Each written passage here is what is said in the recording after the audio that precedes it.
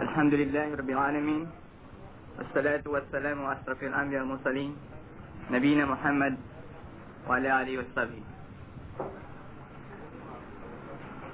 السلام عليكم ورحمة الله تعالى وبركاته. First, we would like to make some introduction about our guest speaker, inshallah. Guest speaker, Brother Bilāl Phillips. Brother Bilāl Phillips was born in Jamaica, but grew up in Canada, where he accepted Islam in 1972. He completed a diploma course in Arabic in Medina and went on to obtain a Bachelor of Arts in Usul at the Islamic University of Medina in 1979, and a Master of Arts degree in Islamic Theology from the University of Riyadh in 1985. He has taught Islamic education and Arabic on the junior high and high school levels at Minaret Riyadh schools from 1979 to 1987. Presently, he is enrolled in the Islamic Studies doctoral program at the University of Wales. He has written some books like Plural Marriage in Islam, the Qur'an's Miracle, the Fundamentals of Tawheed, and some other important books in Islam. Brothers in Islam, I would like to present to you our guest speaker, Brother Bilāl Phillips. Thank you. الحمد لله رب العالمين والصلاة والسلام على رسوله الكريم وعلى آله وصحبه ومن استنى بسنته إلى يوم الدين. All praise is due to Allah. May Allah's peace and blessings be on His last Prophet Muhammad sallallahu alayhi wa sallam, and on all those who follow the path of righteousness until the last day. As you have seen on the programs, the topic of the presentation is what everyone should know about Islam. There are many things that one could talk about which are very important to know about Islam. Among those important things, I have chosen an aspect which deals with the legislation of Islam, the philosophy behind it. The basis of it is that Islam came to reform human society. It didn't come to destroy whatever people were doing and replace it with something totally new. You will find, when you look at the various principles of Islam, that this idea of reformation is fundamental in it. We find a general statement in the Qur'an wherein Allah speaks of the believers as those who command the good and prohibit evil, what is known in Arabic as al-amr bil-ma'ruf wal-nahy anil-munkar.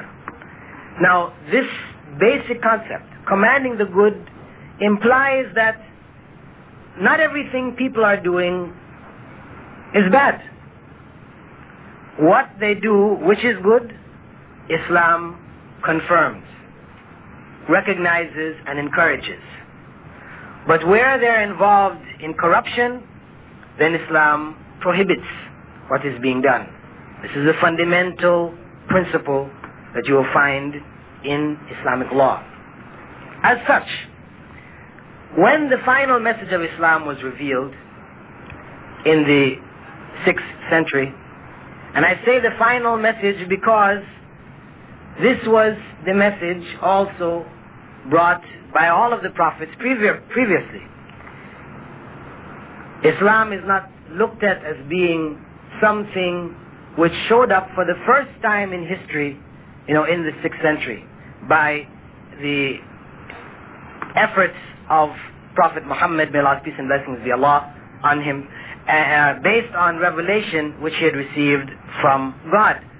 We do not look at Islam as having begun at that point. Islam began with the first man, who was also made the first prophet, and that is Adam.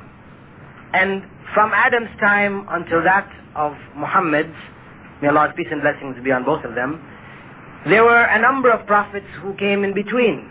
All of these prophets are considered to be prophets of Islam. The teachings which they brought were teachings of Islam, because Islam fundamentally means submission to the will of God. And this is the essence of the religion which was brought by all of the prophets. And that religion was one. People in time, due to nationalistic reasons or cultural reasons, etc., gave different names to the religion which was brought by the prophets. But the essence of that religion is one, and it is fundamentally submission to the will of God. And this is what the word Islam means, submission to the will of God. This is why we say that Islam, when we talk about Islam in the final form, is a part and parcel of Islam which was brought by all of the prophets.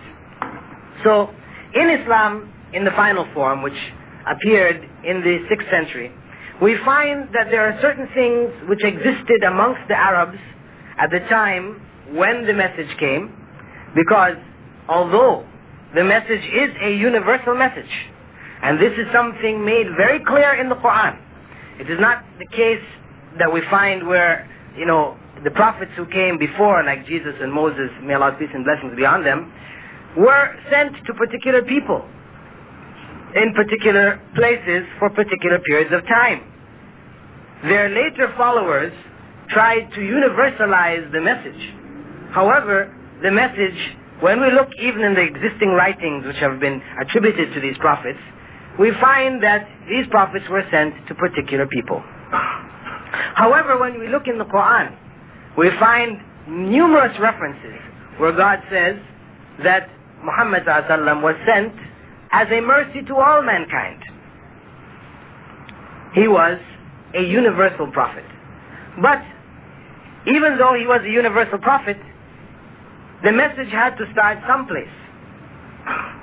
He received, and he had to be born among some people. So, the people whom Allah chose, God chose, to raise among them the last of his prophets was the Arabs of this region, particularly those in the region of Mecca. And when the Prophet Muhammad, may Allah's peace and blessings be upon him, came with the message of Islam, there were among the people certain practices which Islam did not cancel, did not invalidate. And there were some practices which were invalidated. Some people, in looking at it, the fact that some of the Arab customs were accepted, tend to say that Islam is an Arab religion. Or they may say it favors the practices of the Arabs. It's a product of Arab culture. However, this is not so. This is not so at all. Those things which we find that Islam has recognized, confirmed of the practices of the Arabs, these things were either practices which were handed down from earlier prophets, as in the case of Hajj. Hajj was instituted, Hajj, the pilgrimage to Mecca, was instituted by Prophet Abraham. The practices were handed down from the time of Prophet Abraham to the time of the Arabs among whom the Prophet Muhammad ﷺ was raised. Also, we find that there are some practices which were the result of human intellectual effort, which Islam recognized. Because fundamentally Islam and its principles do not contradict human intellect. They do not contradict reason. So, those things which people, due to their own experiences, have concluded are useful, Islam will recognize them. And as such we find, for example, certain trade practices, their methods that they had in barter or in business transactions. Some of these methods were recognized.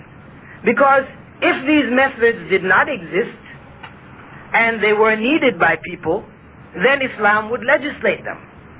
Because human need is of primary concern in the legislation of laws in Islam. However, I should note that of the principles which were confirmed among the practices of the Arabs, and they were in fact few, the vast majority of their practices were not confirmed. There were only a few, a small portion. But even that small portion which was confirmed practice, what you find when you look at how they appear in Islam now, is that only the basic principle was recognized. However, its form was modified. For example, in the case of marriage, they had a number of different ways in which they got married. What Islam did was it recognized one particular form which had in it some concern for the rights of women. It cancelled all the other forms which had implied in it, fornication or adultery, because they had a number of different forms of, temporary type marriages and, marriages which didn't have any kind of responsibility with it, where children are not held to be responsible or to be the inheritors of those who are involved in such relationships, etc. These types of marriages were all cancelled, and only one particular form was recognized. But even that one form, there were, modifications which were made, significant modifications which were made to it, to make it truly conform to the standards of legislation, divine legislation, which would naturally take into account all of human needs. Now, when we look further in the legislation of laws in Islam, we find that there is another fundamental principle there, and that is of removing difficulty. You find in a number of places in the Qur'an, Allah says, لا يكلف الله نفسا إلا وسعها. Allah does not put an obligation or a responsibility on any individual except according to that individual's ability. You find in other places, Allah will speak about that there isn't in the religion any difficulty. Allah has not made in the religion any difficulty. You find the Prophet Muhammad ﷺ, when he was sending some of his companions to govern the area of Yemen, he was sending Ali ibn Abi Talib and Mu'adh ibn Jabal, he told them, يَسِّرُوا وَلَا تُعَسِّرُوا. Make things easy for the people and do not make it difficult.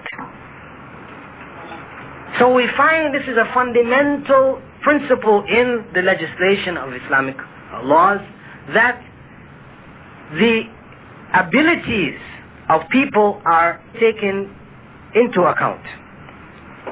And furthermore, what we find is that there is incorporated in the laws a concession which is given for times of extreme difficulty. In that, if one finds oneself in a situation where one's life or one's limb is threatened, then those things which are prohibited to you are temporarily allowed to you. For example, alcohol, I'm sure you all know, is something which is prohibited in Islam. However, if one finds oneself in a situation where one is starving to death, there is nothing to drink or eat, and death is on you, and all you can find in front of you is a bottle of alcohol, and of course it shouldn't have been your bottle of alcohol if you're a Muslim, right? I mean, we're talking about a situation where you might have been traveling with some non-Muslims, and your plane crashed or something like this. You're in the desert, and in searching for something, you found in the suitcase of the non-Muslim a bottle of alcohol. I mean, you are not supposed to be carrying it yourself, right? So if you found this situation, you found this bottle of alcohol, you're starving to death. Islam allows you to drink what is necessary to keep yourself alive. Even though the drinking of alcohol is prohibited, you are allowed to drink enough to stay alive. What you drink beyond that now becomes sin. There is a limit. It's not to say it's just open for you, now you're starving, you can do anything, you can drink the whole bottle. No. You only drink enough to stay alive. Anything beyond that now is considered sinful. But this condition is included in all of the Islamic laws, where the harm which was in the prohibited practice or the prohibited food or drink is limited to yourself. In these circumstances you are allowed to do it. However, if the harm goes beyond you, as in the case just this last week, there was an article in the newspaper wherein a woman was being tried for murder. She was videotaped having tied two young men to a tree. These boys were like 15 or 17 years old. They were tied to a tree. She took a gun and shot them in the head. This was on videotape. Now, she claimed that she killed them to live. This was her defense. I killed them to live.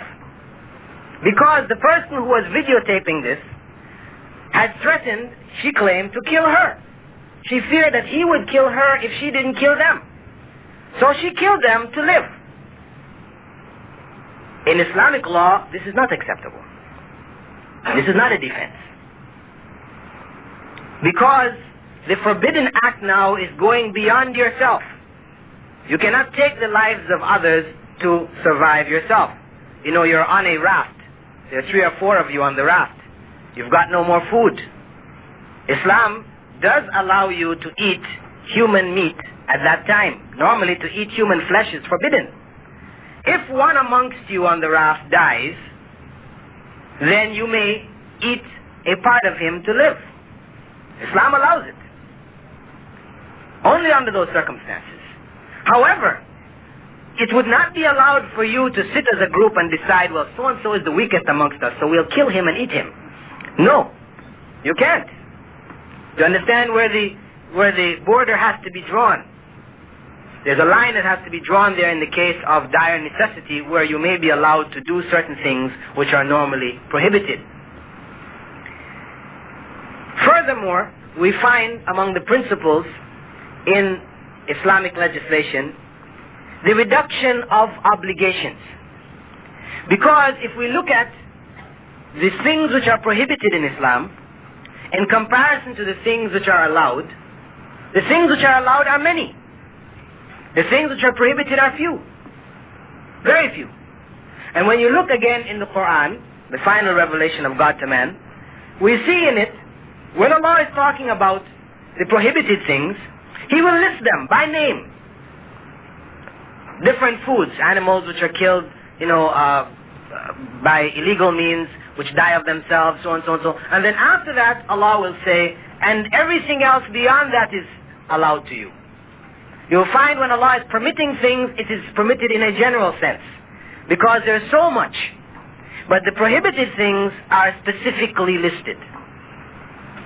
So, we find this as a principle within Islamic law, that the prohibited things are few, whereas the permitted things are many. We see also among the principles is that of the realization of human welfare. Within the revelation of Islamic laws, we find that they came, when we look in the time of the Prophet Muhammad ﷺ, they came in a gradual fashion, taking into account the situation of the peoples to whom they were first sent, and when they reached a certain stage where they were able to grasp and to understand and to practice, then the final laws were given. For example, in the case of alcohol, we find that in the initial laws, they were just warning the people, telling them about the harm that was there in alcohol. Whereas in the latter laws, there was complete prohibition. So the laws came in a gradual fashion. We find in the case of salah, for example, even. Initially the salah, the requirement for prayer was only twice a day, in the morning and in the evening. And then when it became obligatory on a 5 times a day basis, it was only 2 units of prayer at each time. However, after the people now became used to it, then it was increased to 4 units for those who were residents and left as 2 units for those who were travelers. So we find this modification, this gradual increase taking place and modification taking place in various laws which were instituted to take into account human welfare and human need. For the time which came after the revelation, we find also that Allah and the Prophet, may Allah's peace and blessing be upon him, explained the reasons behind the laws, which now enables the people after that time to be able to use the laws appropriately. So this is how human welfare is taken into account. That by understanding the principles behind the laws, the reasons and the causes, then we are able to apply the laws in the circumstances which are most suited, where it is most suitable. So we have, for example, in the case of the prohibition which the Prophet initially made for the companions, his companions and followers, from visiting graveyards, he went on to say later that you may visit the graveyards now. Go and visit them because they remind you of the next life. So it's a principle. In Islam, you're encouraged to go to the graveyard. For what purpose? You're encouraged fundamentally to go there to remind yourself that death is around the corner. That you are going to end up in that situation also. And that you should try to make the best of what time you have in this life to prepare for your death. So that encouragement is there. We also find among the basic principles of Islamic law is that of the establishment of universal justice. We find throughout the various rulings in the Qur'an that Allah calls the people to establish justice even if it is against themselves. Fulfill your commandments, your trusts. These commandments are throughout the Qur'an. We find an example in the time of the Prophet Muhammad ﷺ where a woman from a tribe which was a powerful tribe known as al-Makhzum, this woman stole and she was caught. She was brought before the Prophet Muhammad ﷺ and she admitted that she had stolen. Now, the tribe feared that the Prophet, may Allah's peace and blessings be upon him, would apply the law, which was the amputation of her hand. And they didn't want it applied because they felt it would be a shame on the tribe. So they went to one of the companions of the Prophet who they knew was beloved to him. He really liked him. His name was Usama ibn Zayd. And he was the son of a slave, a former slave, whom the Prophet ﷺ at one point had adopted. Now, they went to Usama and asked him to intercede on their behalf, to talk to the Prophet Muhammad ﷺ, to try and get him not to apply the law on this woman. So he went and spoke to the Prophet Muhammad ﷺ. When he did so, the Prophet Muhammad ﷺ became very angry. And he asked him, do you dare to intercede in the fixed punishments that Allah has set? Then he called the people together. And he said to them that the people before you, the previous nations, were destroyed because when the wealthy, the powerful among them stole, they did not apply the laws to them. But when the weak and the poor among them stole, then they applied the law fully.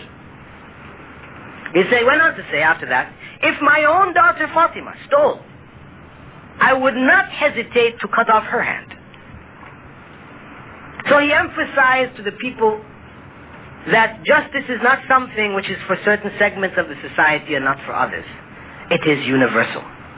And this you find, again, throughout the principles of Islam. Among those principles, there is a point I should have mentioned in relationship to realization of human welfare. And this one is related to a question which is usually raised in most lectures concerning Islam, and that is concerning plural marriage, or what is called polygamy in Islam. As I mentioned before, Islam recognized certain forms of marriage.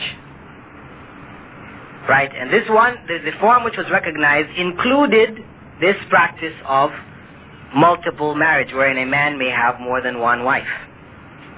This form was not introduced by Islam. It existed amongst the Arabs, and Islam recognized it, but limited it. I mean, before it was unlimited. A man could marry how many wives he wanted. However, when Islam came, it was limited to the number that Jacob had, which was 4. Now, some people may argue that a woman is harmed by a man taking another wife. It is something psychologically, emotionally painful to her. So why is it Islam will institute something which will bring about harm to this woman? Now, what we mentioned as the principle of realization of human welfare, this principle recognizes certain facts. That the number of women in society is greater than the number of men, for a variety of different reasons. And these women need to have relationships with men because it is a part of their nature.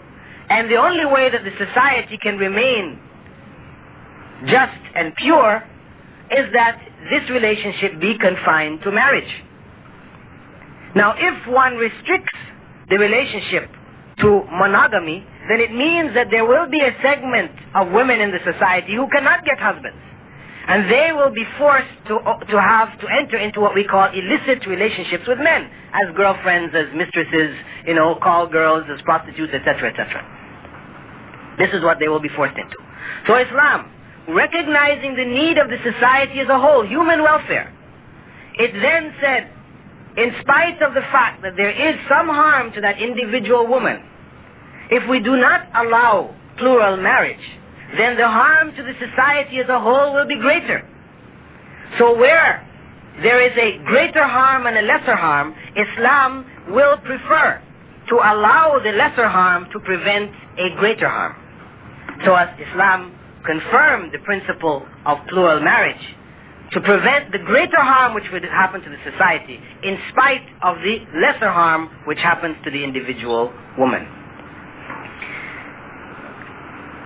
This basically summarizes the position of Islamic law in terms of human welfare, reformation of society as opposed to destruction and rebuilding, as well as the obligations which exist in Islam. It should also be noted that all of the principles which have been commanded by God, or things which have been prohibited by God, these have all been commanded and prohibited for man's benefit.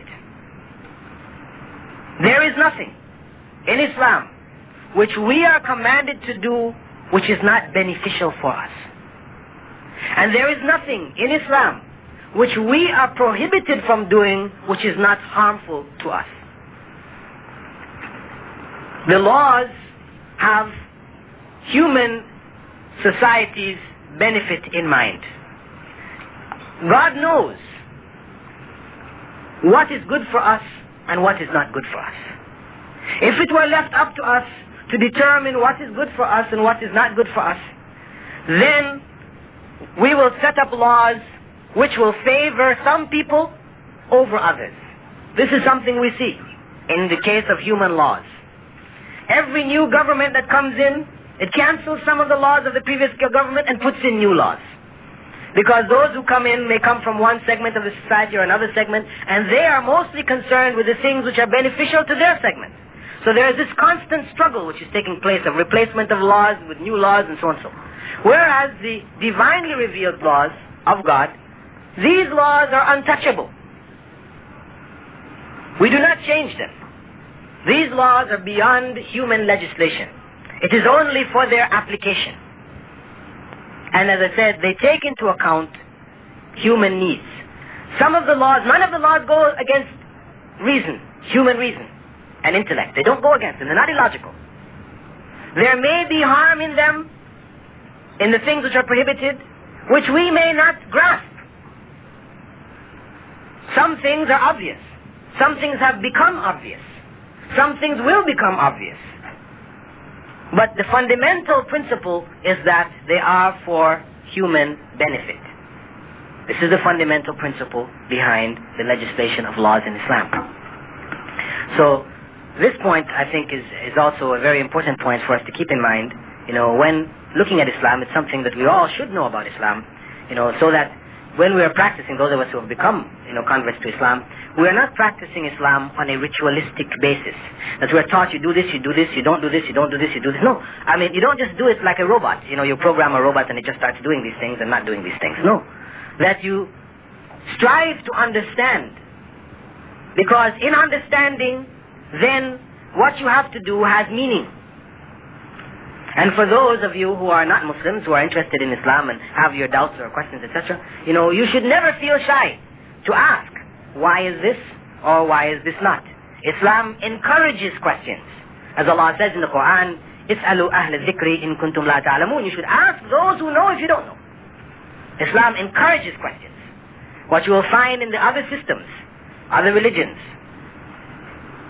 which in fact are deviations from the true teachings of Islam, which was brought by all the prophets, that in these systems there is much which is illogical and which has to be accepted, as they say, on faith.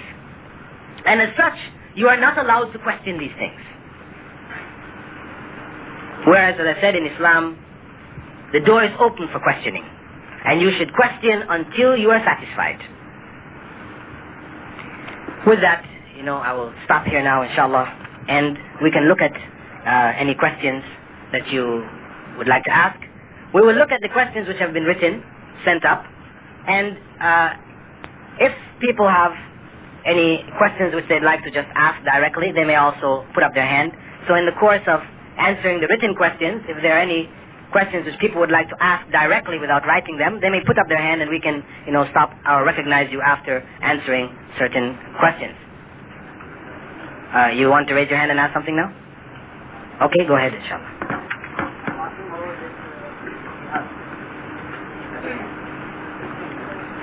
You're asking about jihad.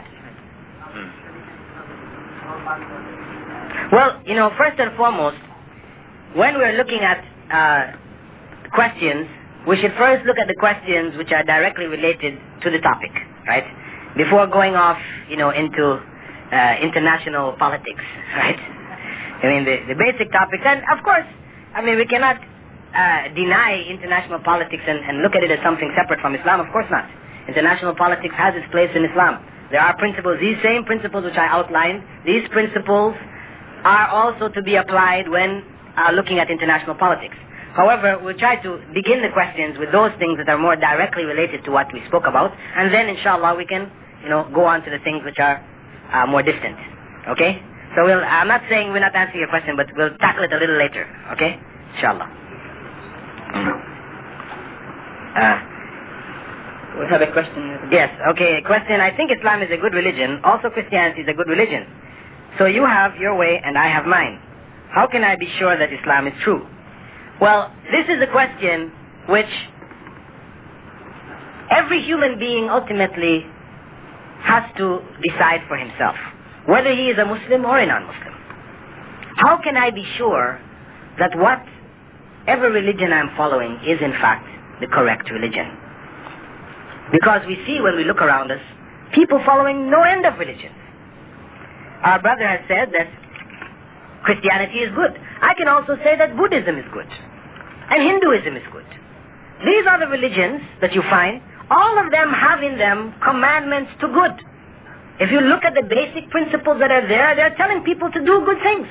And they're prohibiting people from doing evil things. So it's not just Islam and Christianity, all of the religions. This is why people attach themselves to them. Because they have in them principles which are recognized to be good. So we all have to look at what it is we believe in, and what others around us may believe in, and be sure within ourselves that what we are following is in fact the correct path. How do we know?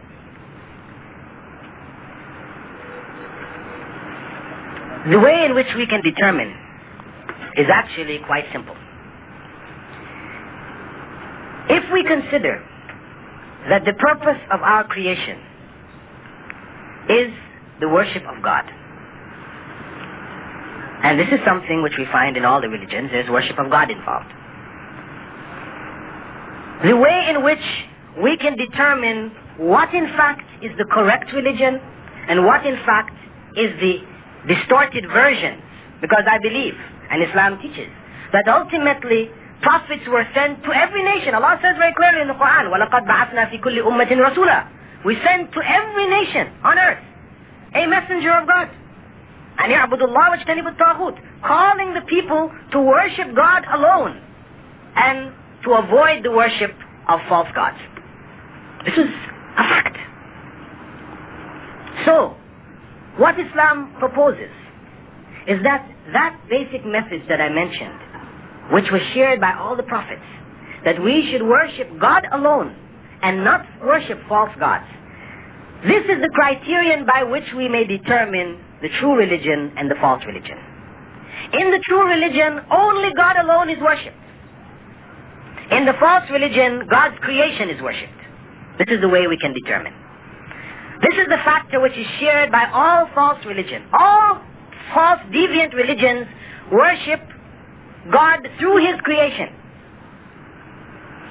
They believe they're worshipping God, but in fact they're worshipping God's creation. They have rationalized it in a variety of different ways, because the human mind is capable of giving all kinds of explanation and rationales for what they're doing. But the fact is that they're worshipping God's creation. Only in Islam will you find that God alone is worshipped, and not in any way through His creation. It is totally prohibited to pray to other than God in Islam.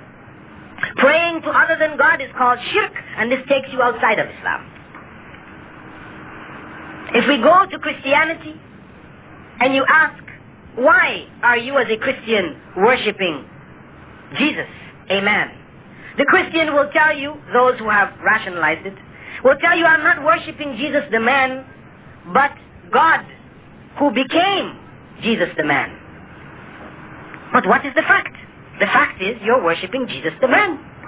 You have rationalized it to say God became Jesus the man, but still it is the man that you're worshipping. And this is why even in Christianity you have, different sects and things which argue about, was Jesus all God?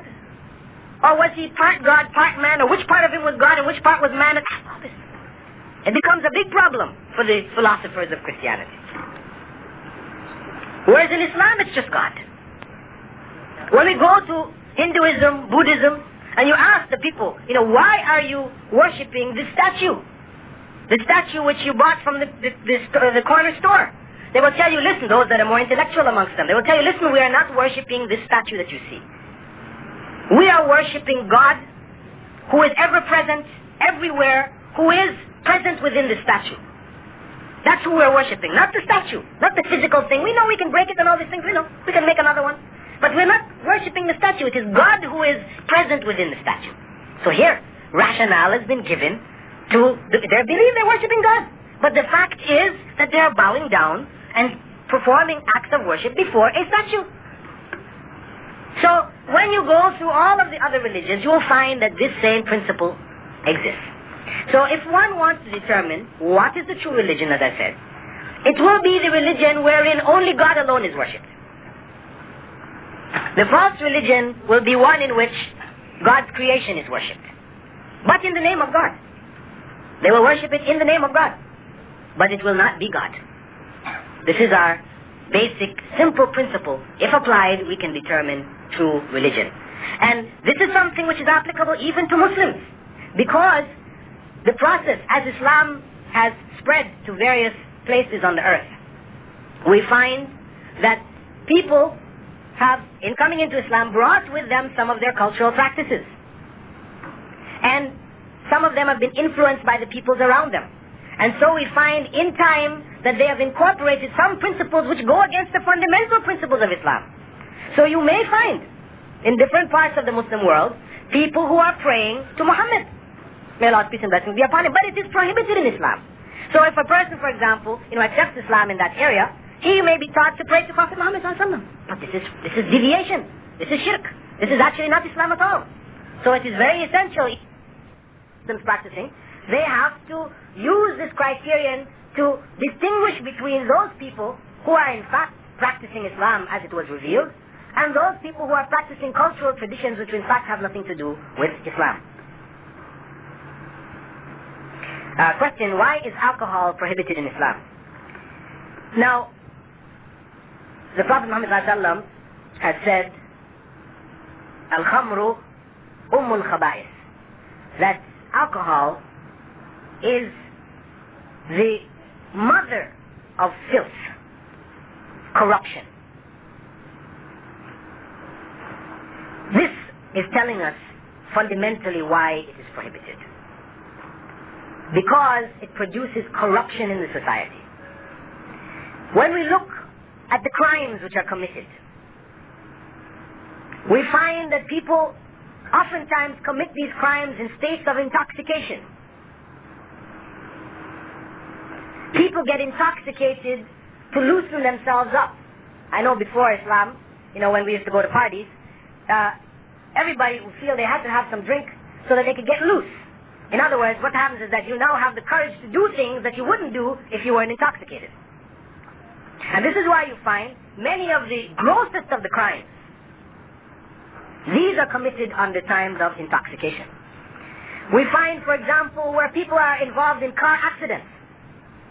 The vast majority of the car accidents which take place, for example, in America, they take place as a result of drunken driving. How many people are maimed and killed on the roads because of drunken driving? So we see that there is harm to the society as a whole. Also, people who drink, a lot, we find medical profession have shown what happens to their liver. They get sclerosis of the liver. They can affect their brains. It affects their physical systems. It breaks it down. It is physically harmful. I know some people will say, I only drink a little bit. I never get drunk. Why are you going to prohibit me from drinking? Well, Islam does recognize that there are a few people who will only take sufficient quantities which will not in any way impair their judgment. It will only make them feel a little nice, a little warm or whatever. And they stop at that point. You have a few people like that, but they are few. So Islam, again, when we talked about human welfare, if we see that alcohol is something which harms the vast majority of people, but a few people from among the people benefit from it, what do? Do we say it's okay for the benefit of the few, or do we prohibit it to protect the majority?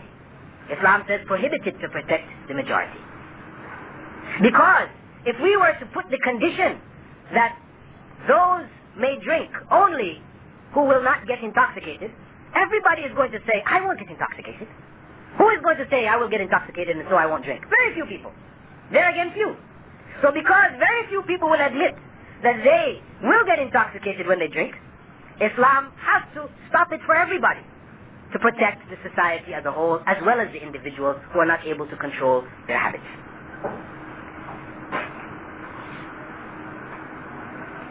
Question. I am a converted Muslim. My family is not. What should I do? Well, it is your duty to call them to Islam. Allah has blessed you with guidance in your life. It is your duty to pass that guidance on to others in the hope that Allah will also guide them. So it is an obligation on you to call them to Islam. If your wife is a Christian, you are allowed to remain married to her. because Islam allows a Muslim male to marry a Christian or Jewish female. If she is Buddhist or Hindu, then the marriage is dissolved, unless she accepts Islam. But in the case of a Christian or a Jew, the marriage can continue. But of course, as a Muslim, you are obliged to set down certain principles in your household. And this is why Islam allows the male to remain married to the female. But if a female accepts Islam, then she cannot remain married to a male Christian or a Jew. Why? Because the male lays down the law in the home. So if she accepts Islam and he says, I want you to cook me some pork, go down to the store, buy me some alcohol, I want to have a party, I want to dance with this man's wife, and I want him to dance with you, the woman, she is obliged to do what he wants her to do. So she will be forced to do many crimes against Islam, against herself and against Islam. Whereas, as a Muslim male, whatever laws are laid down in the home, that's for the benefit of the home. If he says no alcohol in the home, that's to help the home. It's to protect the home. If he says, no parties, or if we have parties, it's limited scale. You can invite your female friends over, you have a female party, but getting up and dancing and me with another man's wife, or you go dancing with another man, no, none of this.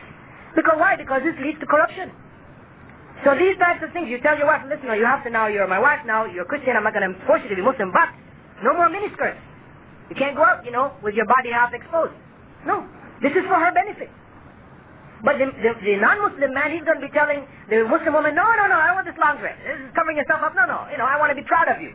So I want you to wear this short dress exposing yourself. So she is now being forced to do things which are in fact harmful. So Islam allows that male to continue to be married to a female who is a Christian, and he is still encouraged to lay down the law within the home and to continue to encourage her to come to Islam. But he doesn't have to force her. But if he finds that, she in fact is not complying with what he has, set down in the home, and he is undermining Islam in the home. For example, he wants to raise his children as Muslims, and she wants to take them to the church and, to continue to try to keep them involved in Christianity. He may be obliged then to dissolve the marriage, because the marriage should be Islamic, fundamentally. Even though she may not be a Muslim, the fundamental principles involved in the marriage should be Islamic. And the children should be raised as Muslims. So I would say that person is encouraged, obliged to call the rest of his family to Islam. If it involves his wife, he may continue to be married to her if she's not a Muslim, if she's Christian or Jew. His parents, he should encourage them. But of course, he should also take into account, their age and the attitudes of the elders to the youngers. So, he should not try to push Islam down their throats. He should try to introduce it gradually, with reason. He should also show it in his behavior. You see, because if he comes back as a Muslim, and in fact, he is coarser, harsher, rougher with his parents than he was, then they're going to say that Islam doesn't produce a good thing. It produces a terrible product. Whereas if he comes back and he's kind, he's gentle, Islam actually has affected him. So he treats his family in ways that they never expected. Then this can have a greater effect than any words that may be said. So the best method of calling people to Islam, especially your family, is your own example. Applying it so that you will be a living example of what Islam can do for man.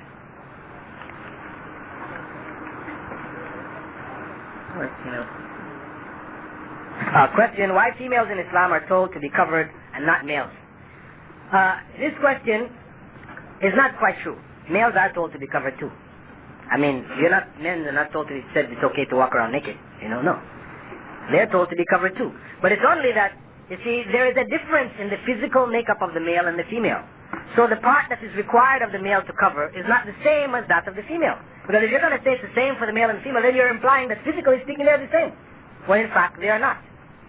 So Islam takes into account that the woman has more attractive parts than the man. So more is required to be covered. But the man is also required to be covered. And this is a principle which actually a lot of people are not clear on, because emphasis is not placed on it. In the case, for example, of males, what is required for them to cover is between the navel and the knee. Between the navel and the knee. Specifically, the area of the private parts. Now, covering in Islam means not merely having material over this area. It means covering in such a way that this area is not described. Because if the covering is thin, and you can see what's under the in the area, then it's prohibited. It's not considered to be covering. And if the covering is tight, where you're wearing tight pants, tight jeans or whatever, so when you stand up, everybody can see your privates. You know, when you turn around, they can see your behind, etc. This is not considered covering in Islam. This is prohibited. Prayer in this kind of dress is not accepted, because it is a requirement for prayer in Islam that your privates be covered. So if you're going to wear pants which are in any way tight wherein they will expose your privates, then you are obliged to wear a top which comes down and covers that area.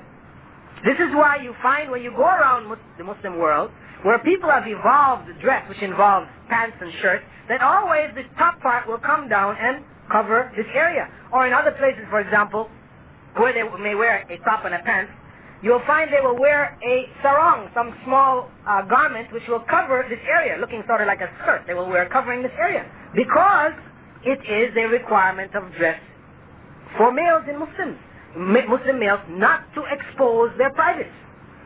And I think this is an area which, you know, in the teaching of Islam to those who newly come to Islam, it is important for us to make this point clear, because it is a neglected area. And this is why women oftentimes feel, you know, this Islam is picking on us. All these things we have to do, but the men, they can do anything they want to do. But that's not so. There is a requirement for dress for males also. Oh, let me just add that, you know, the area, of course, for females, most people can understand why they need to cover from the shoulder down, right? But people have more difficulty in dealing with the hair. Now, the hair in the case of the woman and the hair in the case of the man, if we look to see who is in the beauty parlors, we see that it's not the men. I mean, in recent times, sure, you know, because of those people who are controlling the fashions. And when you look and meet those people who are involved in controlling, you know, fashions of dress, etc., you know, in the West, you go to France and meet these people, they're all homosexuals. You know, 90% of them are homosexuals. So what they're doing is they're trying to blur the difference between men and women. So they'll have men wearing dresses that are the same dresses that were normally worn by women, and women wearing dresses that were normally worn by men. So they'll get the men now starting to go to the beauty parlor and getting their hair done up in all these different ways, right? But traditionally, generally speaking in society, men just go and cut their hair. That's it. Women go and they get all these things done to it. It's blown up and it's plaited and all these kinds of things. In every society you go to, you see this is the way of the women. And they're taught their hair is their crowning glory. So, the hair is a means of attraction. So Islam says, fine, we understand. You can attract.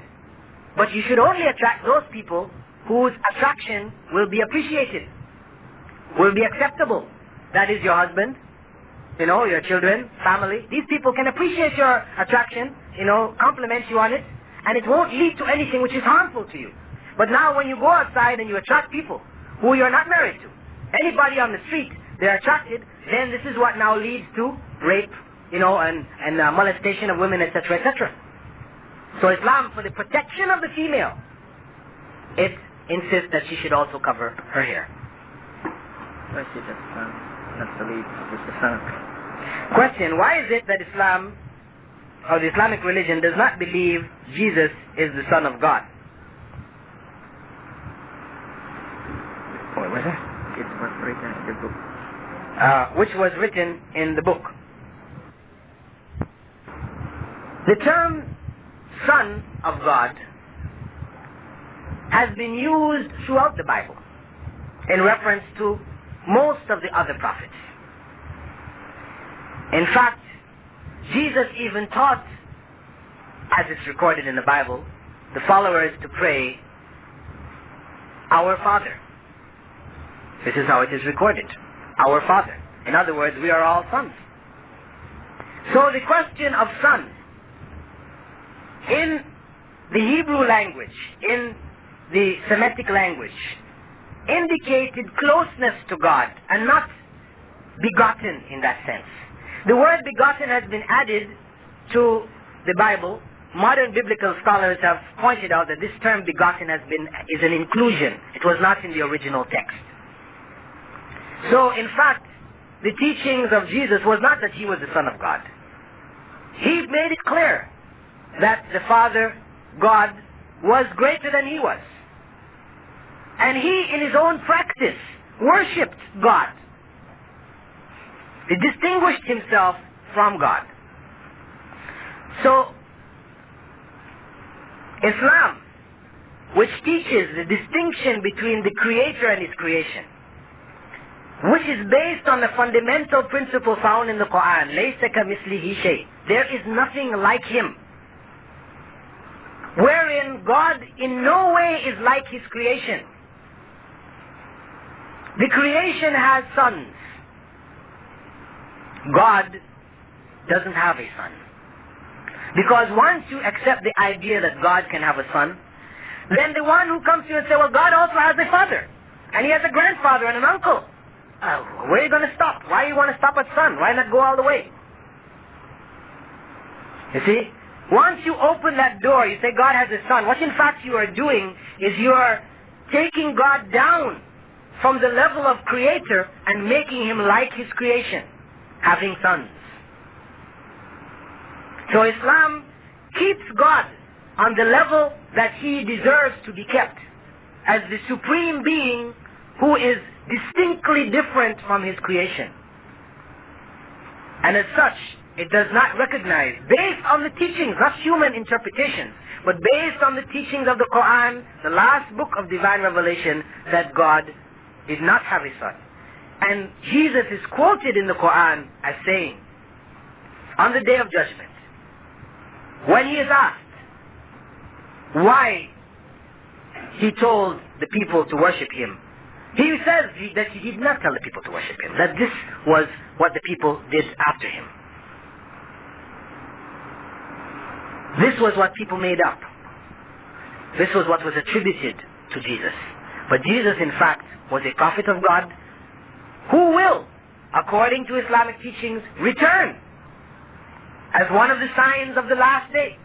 Islam believes, this is part of Islamic teachings, and it is required of Muslims to believe that Jesus, the prophet of God, Jesus, will come back to earth. He did not die. He will come back to earth as one of the signs of the last day. He will live out his life on the earth, marry, have children, and die on the earth. He will not bring a new revelation. The revelation is complete. He will be the leader of those who submit their wills to God on earth.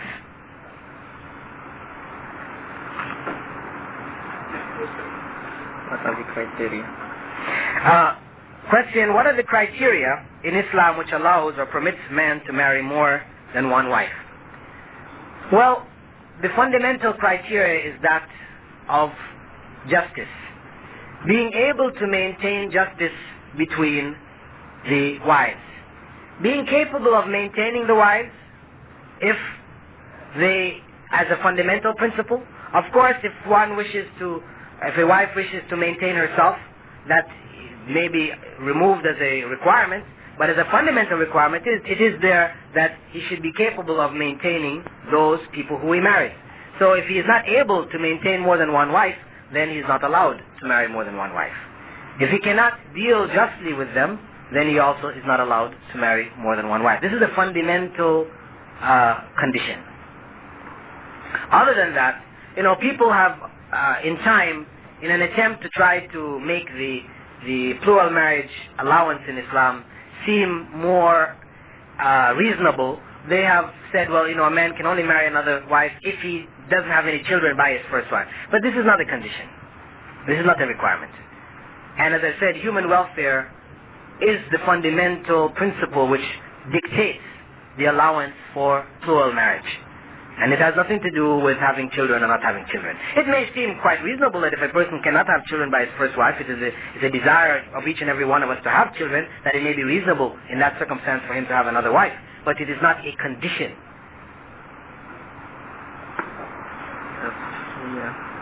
Could you please elaborate on the adoption, just in case people would think it's permissible? the question or request to elaborate briefly on the principle of adoption in Islam, because I mentioned to you in the case of Usama ibn Zayd that his father was formerly an adopted son of the Prophet Muhammad ﷺ. Just in case you might think that Islam allows adoption, that in the initial stages adoption was allowed because it was a practice which existed amongst the Arabs, adoption. And Islam allowed it in the initial stages. But later, after the Islamic society was established and principles of inheritance and laws, etc. came into play, then the adoption, which involved the changing of the names of the people involved, was prohibited. That is, if by adoption you mean taking a child and raising that child and looking after the child, Islam confirms that. But if by adoption you mean taking a child and giving that child your name, Islam prohibits that. Because that child is not your child. The child retains its own name. Just as when you marry, you do not change the name of your wife. In Islam, when you marry, your wife keeps her own name. Because that name that she has indicates her family. When you marry her, does she become related to you in any way genealogically? She is a part of your cousin or your... No, she does not become a part of your family in that sense.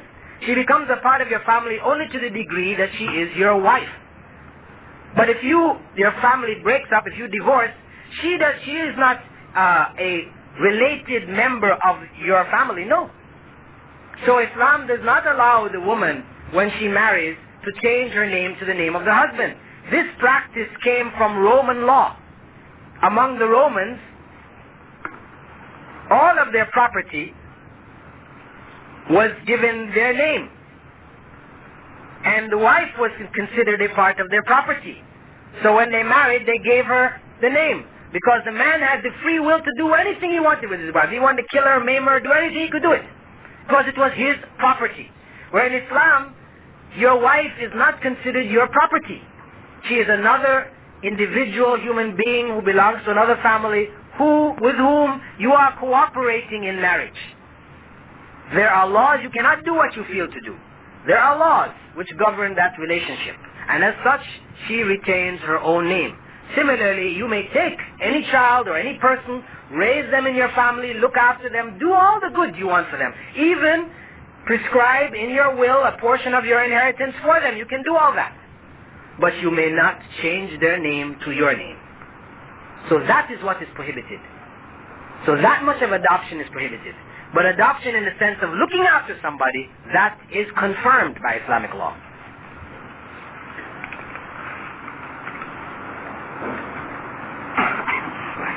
5 more minutes? Yeah. Another question? One more question? Yeah. Okay, I just got the sign which said that there's only 5 more minutes left. And there are a whole bunch of questions here. I will just be able to take one more question. No, well, I think it's already explained.